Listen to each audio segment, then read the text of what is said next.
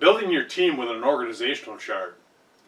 Steve here with the Janitorial Store, the channel where we help cleaning business owners scale their cleaning business with systems, tools, and resources. Well, I often have conversations with cleaning business owners on, when should they start hiring people, and if they're stuck at a plateau, how do they get up over that hump? So one of the things I often suggest is that use an organizational chart to know where you're at and what positions you need to go to the next level. It's really a simple process. Now, if you don't have an organizational chart, we have those on My House Cleaning Biz and the Janitorial Store.com, and I've scaled them up to $2 million in revenue.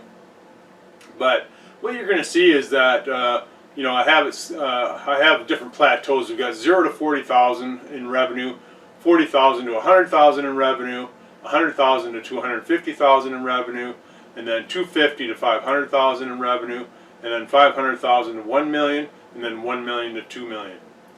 So when you start looking at these here, you'll be able to see exactly what positions that you want to plan for in order to get to the next stage.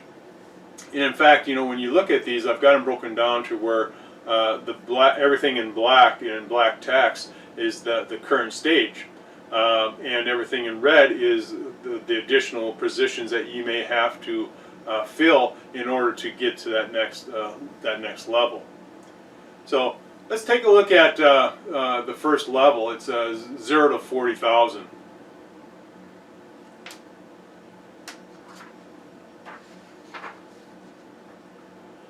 So now in this level, what you can see obviously is just the owner-operator.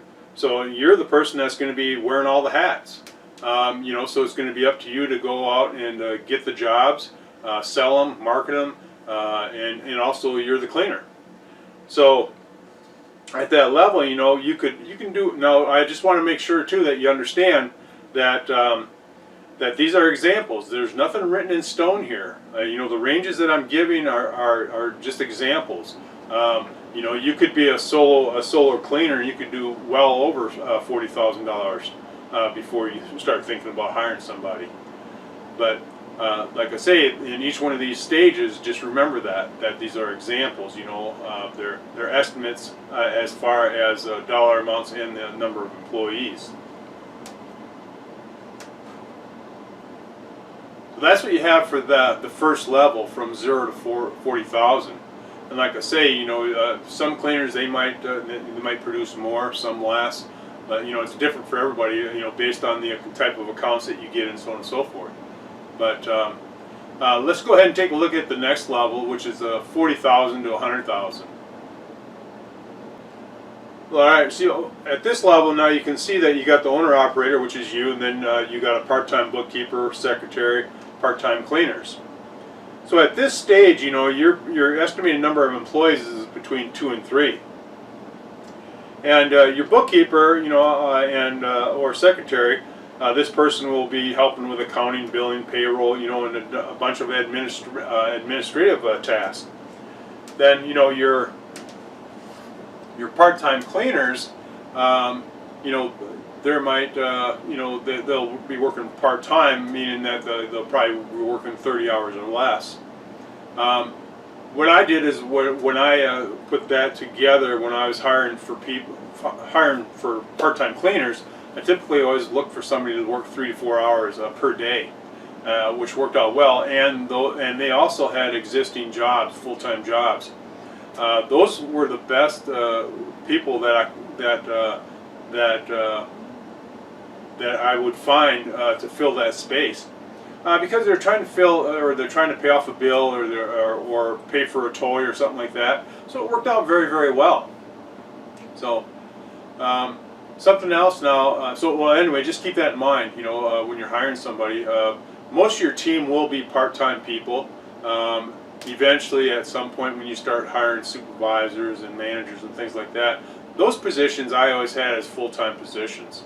But otherwise, all frontline cleaners were all part-time cleaners. So let's go ahead and take a look at the 100,000 to 250,000. Now at this level here, what you're going to see is that you're going to have an estimated 3 to 5 employees. Full-time, the full-time cleaner will work 30 to 40 hours per week with just general duties. And then again, like I say, your part-time cleaners will work up to 30 hours. But typically 3 to 4 hours per day. It could be, and it would vary because some of the part-time cleaners that I had, some of them only wanted to work 3 days a week, 2 days a week, and they only wanted to work 3 or 4 hours. So I always tried to fit the schedule to the people that I was hiring. That worked out pretty well. So let's take a look at the next level, where we're now looking at 250,000 to 500,000. So now at this level, you can see that all of the black areas, I've got the owner manager, full-time supervisor, part-time secretary, full-time cleaners, and part-time cleaners. So that's probably where I'm at that $250,000 in revenue. At this stage, I'll probably be doing, anywhere from 5 to 25 employees. Again, it really depends on, the positions and so on and so forth that you're doing. But as you can see, in order for us to reach that $500,000 in revenue, I'll have to bring on a full-time office manager, some more part-time, full-time supervisors, full-time cleaners, and part-time cleaners.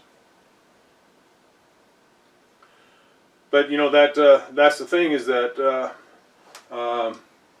when you get to that level, it'll vary. You might only have 15 people or less.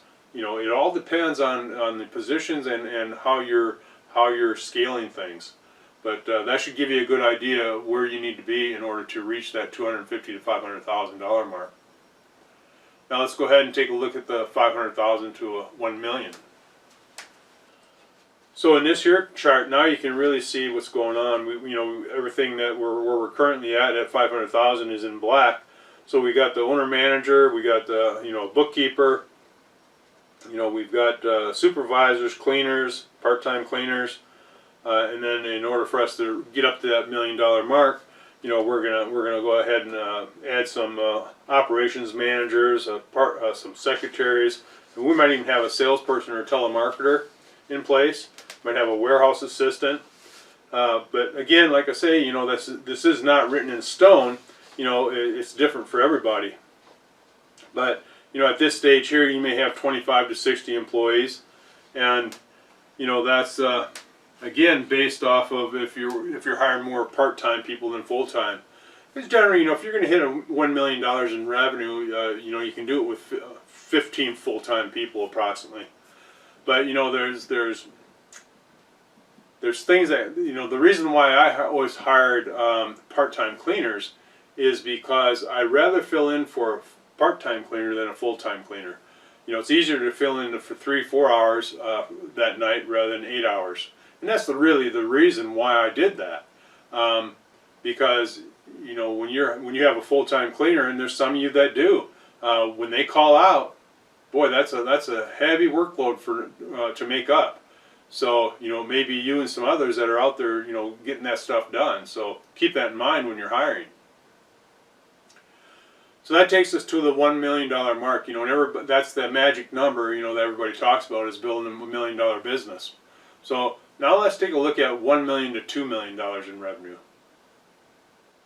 Yeah, so again, now you can see that our, everything in black is where we're at the $1 million mark. Everything in red is what we'll add in order to reach the $2 million. So there, we're probably going to add a salesperson. We'll have a personnel manager, purchasing manager, warehouse assistant, and a couple of area managers to reach that goal. Now we may have anywhere from 60 to 150 people, working for us at that time when we're at the $2 million mark. Again, it depends on the full-time, part-time split that we're doing, and so on and so forth.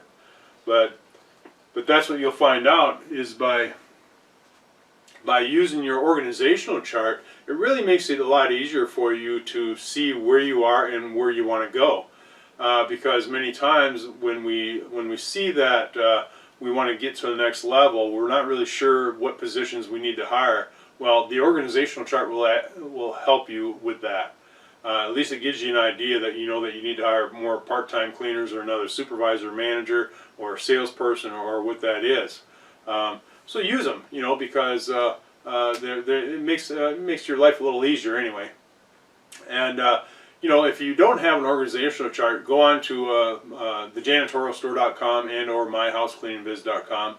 We have organizational charts on both, you know, for the commercial and residential side of the business, and you know, you'll find them very helpful. And again, you know, make them your own, edit them. You know, you can change them up any way you want. But I think it's very important that everybody has an organizational chart, so we have a plan and a documented plan as to how we're going to get to some of these plateaus. So. Well, hopefully you got some value from this, and if you did, you know, go ahead and leave a comment or leave a like. And if you have not already, make sure you subscribe to our videos and turn on those bell notifications to get the latest updates on videos that can help you grow your cleaning business. Thanks for checking in today, and remember, let's keep it clean out there.